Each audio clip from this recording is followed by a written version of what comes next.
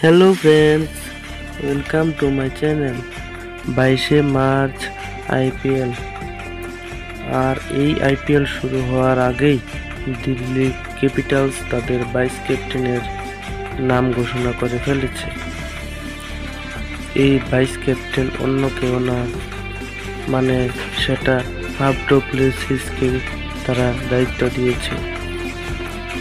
তাদের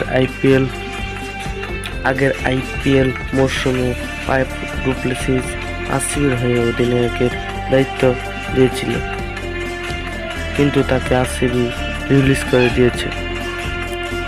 পরে আইপিএলের 18 নম্বর মরশুমে দিল্লি তাকে দলে নিয়েছে। আইপিএলের 18 নম্বর মরশুমে দিল্লি ক্যাপিটালস অক্ষয় প্যাটেলকে দলের অধিনায়কের দায়িত্ব দিয়েছে।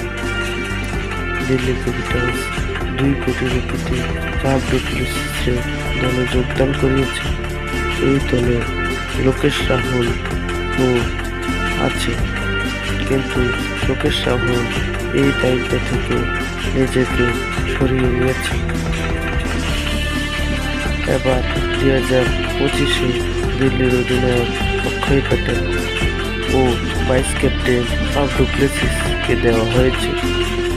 বন্ধুরা, তোমাদের কি মনে হয়, অক্ষয় আর ফাফ ডু প্লেসিস পারবে দিল্লিকে ফাইনালে নিতে? কমেন্টে জানিয়ে দাও।